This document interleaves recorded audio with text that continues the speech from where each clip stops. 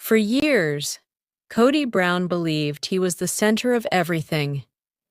A leader, a husband, the man who could hold 4 wives and a family together in perfect harmony. But on a quiet afternoon in Flagstaff, something changed. Something unseen for years. Kody Brown broke. His voice shook, his hands trembled. And the words he finally spoke left everyone, his family, the viewers, and even the woman he cherished most, utterly shocked. This is the story of the man behind the headlines, the man the cameras rarely captured in truth, and the moment when everything he built began to crumble. The house was quiet, too quiet. Arizona's desert wind whispered against the windows, yet inside, a heavier silence lingered. Kody sat on the edge of his bed, head in hands, staring at the floor. For years, he had been the strong, controlling figure in a household built on polygamy, faith, and carefully structured rules. But today, there were no rules, no structure, only emptiness. Christine had gone. Janelle was distant. Meri? She remained physically present, but emotionally she had long moved on. And Robyn, the last one standing, looked at him not with love, but with a mixture of pity and frustration. The man who once held the family together now sat on the brink of collapse. "What have I done?" he whispered to no one in particular. "What did I even fight for?" The cameras kept rolling. They always did. But this time, there was nothing to hide. Weeks earlier, Kody's life had seemed manageable, or so he thought. Every morning he went through the motions, family meetings, chores, discussions about schedules and responsibilities. The public saw a man in control, a man leading a large and complex household with a steady hand. Behind closed doors, cracks had begun to appear. Christine no longer trusted his judgment. She had become vocal about her disappointment in him, about the favoritism she witnessed, and about how he prioritized Robyn over the other wives.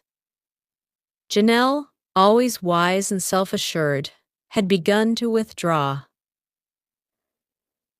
She no longer looked to Kody for validation. She had learned to protect herself emotionally. And Meri? Well, Meri had learned long ago that Kody's attention was fleeting and affection conditional.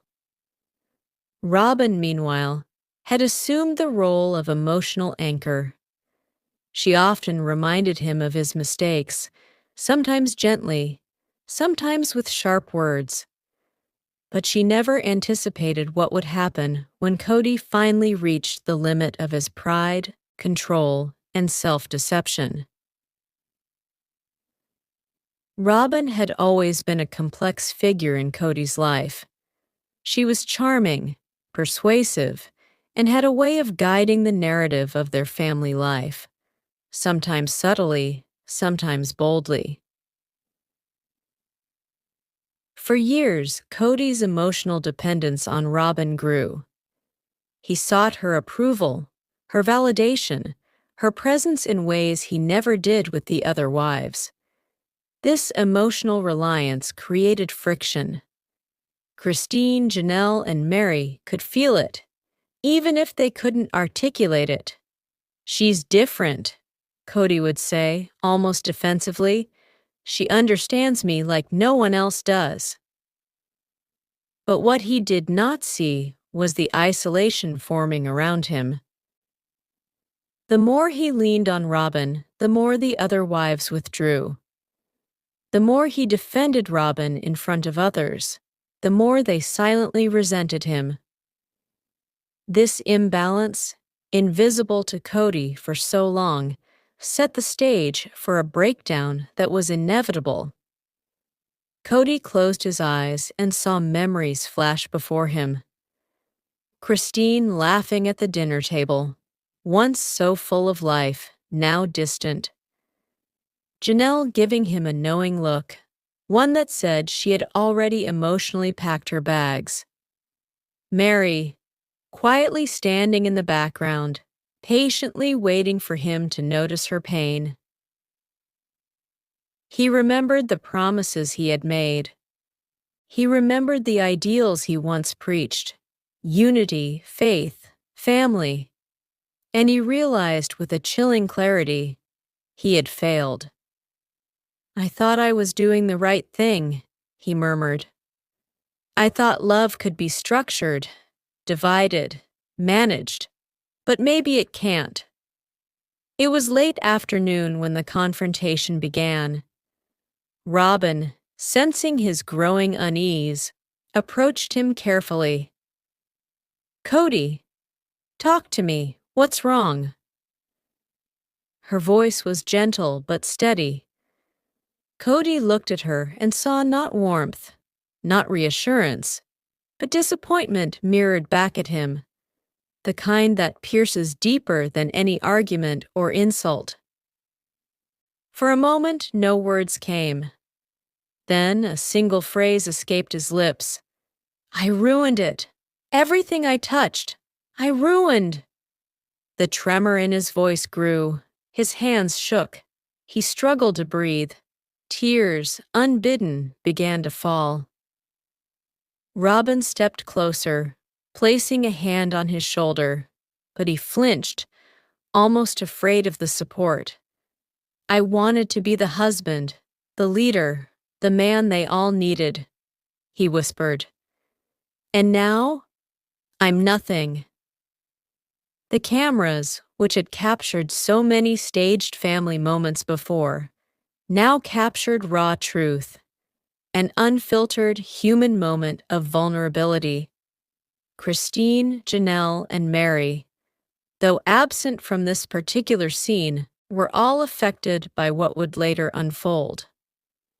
Fans on social media erupted when clips leaked. Comments flooded. "I can't believe he's crying." Robyn broke him. This is the side of Kody we never saw. Robyn herself was conflicted. She had always defended him publicly, portraying him as a man of faith and principle. But here, face to face with his anguish, she understood something crucial. The man she loved, or thought she loved, was fractured, exhausted, and deeply regretful. Even the children, when later asked about the moment, sensed tension. They noticed the tears, the quiet despair, the absence of their father's usual composure.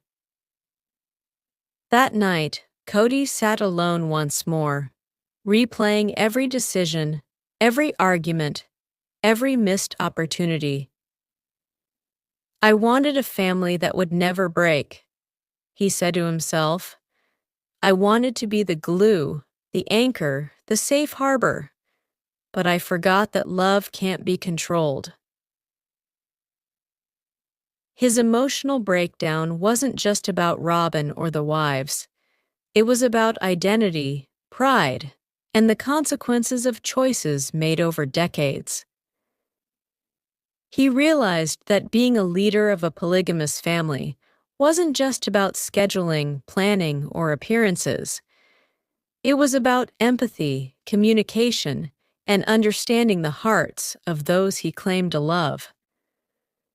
And in that moment, Kody understood he had failed at all three. The following days were quiet but tense. Robyn remained by his side, but the dynamic had shifted. Where she once deferred to his judgment, she now spoke her mind more openly. Christine and Janelle offered words of cautious support, not as wives, but as women who had once loved him and still respected the father of their children. Meri, as always, remained distant yet observant, waiting for signs of genuine change. Fans debated endlessly online. Analysts dissected every word of his confession. And for Kody, the most important lesson came not from media or followers, but from within: the cost of pride and the emptiness of control when love is conditional. In the weeks that followed, Kody began a slow process of self-discovery. He wrote in journals, sought counsel, and reflected deeply on his past actions. "I have 4 wives, children, and countless memories," he wrote. "But the one thing I lost was myself, and without that, nothing else matters." Robyn noticed subtle changes, small gestures of humility, moments of vulnerability, and more listening than talking. It was not a transformation overnight, nor a solution to all problems, but it was a start. And sometimes that is all a broken heart can hope for. Kody Brown's story is a cautionary tale about pride, love, and the human heart. It reminds us that even those who seem strongest, those who command attention, respect, or admiration, can break. That moments of vulnerability reveal more than years of pretense. The man who once thought he could control love, the narrator reflects, learned that love cannot be contained. It must be nurtured, respected, and shared freely, or it will slip away. And as we leave Kody sitting quietly in that dimly lit room, we see not just a reality TV star, not just a husband of multiple wives, but a man confronting the truth of his life, his mistakes, and the fragility of the family he once thought invincible.